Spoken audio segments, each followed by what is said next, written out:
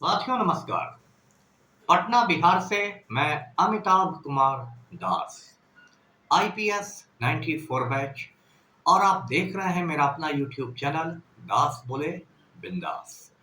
क्योंकि जब बुज़दिलों ने मुंह में दही जमा लिया हो तो दास का बिंदास बोलना जरूरी हो जाता है। साथियों, आज मैं आपको एक लुटेरे चीफ इंजीनियर की कहानी सुनाऊंगा जो मुख्यमंत्री पलटू राम का बहुत करीबी है, पलटू का दुलरुआ है। इस लुटेरे मुख्य अभियंता का नाम है तारणी दास, और इस वीडियो को आप आखिर तक दिल थाम कर देखिए। साथियों, कल यानी 27 मार्च 2025 को पटना में ये खबर आग की तरह फैली, जंगल की आग की तरह, कि तारणी दास के घर पर ईडी ने रेड कर दिया है। तारणी दास का घर है फुलवारी इलाके में, एक कॉलोनी है पूर्णेंदु नगर, वहीं पर। घर क्या है? ये बिल्कुल राजमहल है, अट्टालिका है। मैं तो 2 कमरों के फ्लैट में रहता हूँ जिसका नाम मैंने नक्शल रखा है। तारणी दास के महल में मेरे जैसे जो फ्लैट है मेरा, वैसे 100 फ्लैट समा जाएंगे। तो ईडी ने रेड किया। ईडी का मतलब होता है इन्फोर्समेंट डायरेक्टोरेट, हिंदी में इसको कहते हैं प्रवर्तन निदेशालय। ऐसे पिछले कुछ सालों में ईडी काफी बदनाम हो गई है। जैसे मुन्नी बदनाम है, ऐसे ईडी बदनाम हो गई है, क्योंकि ईडी का जमकर राजनीतिक दुरुपयोग हो रहा है। और इसलिए ईडी के डायरेक्टर संजय मिश्रा को सुप्रीम कोर्ट ने 2-4 साल पहले कान पकड़ के हटा भी दिया था। खैर, ये ईडी ने रेड किया, और रेड में तारणी दास के घर से इतने बड़े पहाड़ निकले नोटों के कि ईडी वालों की आंखें चौंधिया गई। अब उन नोटों को हाथ से गिनना मुमकिन नहीं था, इसलिए नोट गिनने की मशीनें मंगाई गई, और कई घंटे तक मशीनें नोटों को गिनती रही। मशीनों से भी पसीना निकलने लगा, और तब जाके पता चला कि करोड़ों करोड़ ये कैश है। तो अब आप कहेंगे कि ये तारणी दास कौन है? ये जो तारणी दास हैं, ये भवन निर्माण विभाग में मुख्य अभियंता उत्तर के पद को सुशोभित करते थे, और पिछले साल 31 अक्टूबर को ये रिटायर कर गए, सेवानिवृत्त हो गए। अब इनके रिटायर करने के बाद आपाधापी हो गई कि इनकी सेवाएं दोबारा ली जाए, और फाइलें बहुत तेजी से दौड़ने लगी, सरपट भागने लगी इनकी फाइल। और 10 दिनों के अंदर यानी 9 नवंबर को ही इनका फिर से विभाग में समायोजन कर दिया गया, यानी इनकी सेवाएं फिर से विभाग में आ गई। अब मजे की बात है कि इनके समायोजन पर बिहार कैबिनेट की मोहर लगी है 19 नवंबर को, लेकिन समायोजन 10 दिन पहले ही हो गया, अनुमोदन की प्रत्याशा में कि कैबिनेट से तो अनुमोदन हो ही जाएगा, इसलिए पहले ही समायोजन की अधिसूचना निकाल ली जाए। तो ऐसा लगा कि ये कोई बहुत बेशकीमती कोहिनूर हीरा हो तारणी दास, कि इनके बिना भवन निर्माण विभाग चल नहीं सकता, तो इसलिए इनको रिटायर करने के बाद फिर से समायोजित किया जाए। सरकारी विभागों में एक मजाक चलता है कि ईमानदार को टेंशन और बेईमान को एक्सटेंशन। मतलब जो ईमानदार अधिकारी होते हैं उनको सरकार टेंशन देती है, तनाव देती है, और जो बेईमान अधिकारी होते हैं उनको एक्सटेंशन दी जाती है, सेवा विस्तार दिया जाता है। तो वही मामला था, तारणी दास को फिर से समायोजित किया गया, और इस पर भी सरकार का मन नहीं भरा। तो अगले महीने यानी दिसंबर 24 में तारणी दास को मुख्य महाप्रबंधक के पद का अतिरिक्त प्रभार दिया गया। सोचिए, कोहिनूर हीरा को देखिए कितना कितना सम्मान मिल रहा है इनको। चीफ जनरल मैनेजर का एडिशनल चार्ज दे दिया गया तारणी दास को, और अब तारणी दास के घर इतने नोटों का पहाड़ मिला है, तो ऐसा लगता है कि इन पर सरस्वती की कृपा भी है, लक्ष्मी की कृपा भी है। सरस्वती की कृपा के बारे में तो मुझे थोड़ा संदेह है, लेकिन लक्ष्मी की कृपा तो इन पर भरपूर बरस रही है। तारणी दास संभवतः दलित समुदाय से आते हैं, जैसा मुझे बताया गया। किसी भी समुदाय से आए कोई फर्क नहीं पड़ता, यदि आप दलित भी हैं तो आपको लूट खसोट का लाइसेंस नहीं मिलता।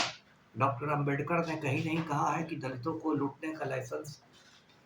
तो ये तारणी दास है। अब तारणी दास सुशासन में इतने दुलरुआ कैसे बन गए शासकों के? तो बिहार के भवन निर्माण मंत्री हैं अशोक चौधरी। ये अशोक चौधरी खुद डगरा का बैगन है। पहले बिहार कांग्रेस का अध्यक्ष हुआ करता था, अब जदयू में घुसा हुआ है। इसकी जो पत्नी है, कोई श्रीमती केसकर हैं, उन पर सीबीआई ने मामला दर्ज किया था बैंक के लोन बचाने के लिए। अशोक चौधरी की जो बेटी है शांभवी चौधरी, वो समस्तीपुर की सांसद है। जो इनका दामाद है सायन कुणाल, उसको अशोक चौधरी बरबीघा से विधायक बनाने के लिए कटिबद्ध है। तो ये अशोक चौधरी के बारे में कहते हैं कि ये दो तारणी दास हैं। ये अशोक चौधरी के बिल्कुल आंखों का तारा है, राज दुलारा है। अशोक चौधरी के माध्यम से ही ये पलटू राम के भी इतने करीबी हो गए हैं कि पलटू राम बिल्कुल इनको कैबिनेट की मोहर लगवा देते हैं इनके समायोजन पर। तो ये क्या हो रहा है बिहार में, ये क्या लूट खसोट चल रही है? ये भी बात हो रही है कि संजीव हंस जो एक भ्रष्ट आईएएस बंद है बेऊर जेल में, उससे भी तारणी दास के कुछ अच्छे रिश्ते थे और टेंडर को मैनेज करने के लिए ये भी काम किया करते थे। संजीव हंस पर पहले भी मैं 2-4 वीडियो बना चुका हूँ, फिर भी संक्षेप में उसकी कहानी बताता हूँ। संजीव हंस 1997 बैच का आईएएस है, हरियाणा का रहने वाला है। पलटू राम के नवरत्नों में गिनती होती है और इसने बहुत लूट खसोट की। ऊर्जा विभाग का भी प्रधान सचिव रहा था। कहते हैं कि इसने स्मार्ट मीटर बनाने वाली कंपनी से एक मर्सिडीज कार घूस में ले ली। मर्सिडीज कार बहुत महंगी कार होती है, वो घूस में ले ली। संजीव हंस के साथ साथ उसकी पत्नी मोना हंस पर भी मामला दर्ज है। उसके ससुर लक्ष्मण दास पर भी मामला दर्ज है और संजीव हंस कुछ महीनों से बेऊर जेल की हवा खा रहा है। और ये लोग इतने करीबी लोग हैं पलटू राम के कि कहते हैं कि सीएम हाउस में एक जो भूजा पार्टी है पलटू राम की, जिसमें कुछ बहुत करीबी लोग हैं जिसके साथ पलटू राम भूजा खाते हैं शाम में, उसमें ये लोग शामिल हैं। भूजा खाना कोई बुरी बात नहीं है, मैं खुद भूजा प्रेमी हूँ। लेकिन माफिया लोगों के साथ, भ्रष्ट लोगों के साथ यदि मुख्यमंत्री प्रदेश का भूजा खाए तो इसका बहुत गलत संदेश जाता है।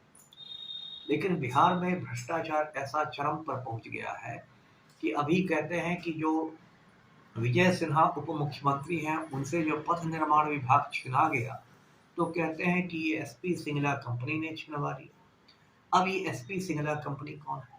ये एसपी सिंगला कंपनी भी हरियाणा की कंपनी है, जिसको बिहार में हजारों करोड़ के ठेके मिले हुए हैं। और इसके बनाए पुलों में ऐसा भ्रष्टाचार है कि हर कुछ दिन पर पुलों के जो पिलर्स होते हैं, खंभे होते हैं, वो जल समाधि ले लेते हैं, नदी में बह जाते हैं। एक पुल बन रहा है अगवानी घाट से सुल्तानगंज वाला पुल गंगा नदी पर, उसके तो खंभे पिछले 12-13 महीनों में 3 बार जल समाधि ले चुके हैं। और एसपी सिंगला कंपनी की इतनी ज्यादा पैठ है सत्ता के गलियारों में कि जब विजय सिन्हा ने फाइलें मंगानी शुरू की एसपी सिंगला कंपनी की जांच पड़ताल के लिए, तो उनसे पथ निर्माण विभाग ही उस कंपनी ने छिनवा दिया और नितिन नवीन को मिल गया पथ निर्माण मंत्रालय।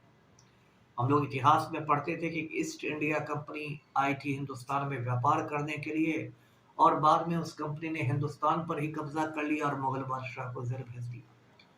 तो वही हाल है, एसपी सिंगला कंपनी हरियाणा से बिहार में आई है अपने काम करने के लिए कारोबार के सिलसिले में, और इतनी शक्तिशाली बन गई है कि अब वो डिसाइड कर रही है कि किस मंत्री के पास कौन मंत्रालय रहे। और पलटू राम ढोल बजा रहे हैं सुशासन का, जीरो टॉलरेंस का। कौन सा यह जीरो टॉलरेंस है भ्रष्टाचार पर? मैं याद दिला दूं कि बिहार के इतिहास का जो सबसे बड़ा घोटाला हुआ है वो है सृजन घोटाला। 2500 करोड़ का एक घोटाला है। जो चारा घोटाला था वो 900 करोड़ का था, सृजन घोटाला है 2500 करोड़ का। मनोरमा देवी नाम की एक महिला सृजन महिला सहयोग समिति करके एनजीओ चलाती थी भागलपुर में। उस सृजन के अकाउंट में करोड़ों अरब रुपए सरकारी पैसे भेज दिए गए, वही सृजन घोटाला है। सृजन घोटाला की जांच सीबीआई कर रही है, लेकिन चूंकि पलटू राम भाजपा की गोद में बैठे हुए हैं, इसलिए पलटू राम से सीबीआई ने अब तक पूछताछ करने की भी जरूरत नहीं समझी है। जबकि मेरा ये मानना है कि कायदे से सृजन घोटाला में पलटू राम को बेऊर जेल के अंदर होना चाहिए। बिहार में जो भ्रष्टाचार है वो बिल्कुल अब चरम पर पहुंच गया है। सत्ता के गलियारों में शराब माफिया की पैठ है, बालू माफिया की पैठ है, शिक्षा माफिया की पैठ है, ट्रांसपोर्ट माफिया की पैठ है, बिल्डर माफिया की पैठ है। सारे माफिया सत्ता में चला रहे हैं। जो हमारा नालायक मुख्यमंत्री है पलटू राम, वो माफिया डॉन अनंत सिंह का आज्ञाकारी चपरासी बन गया है। अनंत सिंह का मुख्यमंत्री आवास एक अणे मार्ग में बेरोक टोक आना जाना है और पलटू राम की घंटों बैठक होती है, बंद कमरे में गुफ्तगू होती है अनंत सिंह के साथ। अनंत सिंह आजकल बेऊर जेल में बंद है और उसको पलटू राम के आदेश पर सारी सुविधाएं मिली हुई है, मोबाइल की भी सुविधा है जिससे वो अपने गिरोह का संचालन करता है। बिहार के आईएएस और आईपीएस अधिकारी मर्दाना कमजोरी का शिकार हो गए हैं, इसलिए किसी की औकात नहीं है अनंत सिंह को दिल्ली के तिहाड़ जेल भिजवाने की। तो ये बिहार की स्थिति है जो बहुत ही ज़्यादा गंभीर है। और तारणी दास जैसे जो लुटेरे हैं, जो डकैत हैं, वो सत्ता की मलाई चाट रहे हैं और जो पढ़े लिखे बीपीएससी अभ्यर्थी हैं वो सड़कों पर पुलिस की लाठियां खा रहे हैं। इस वीडियो को लाइक कीजिए, शेयर कीजिए, चैनल को सब्सक्राइब कीजिए। धन्यवाद। जय हिंद।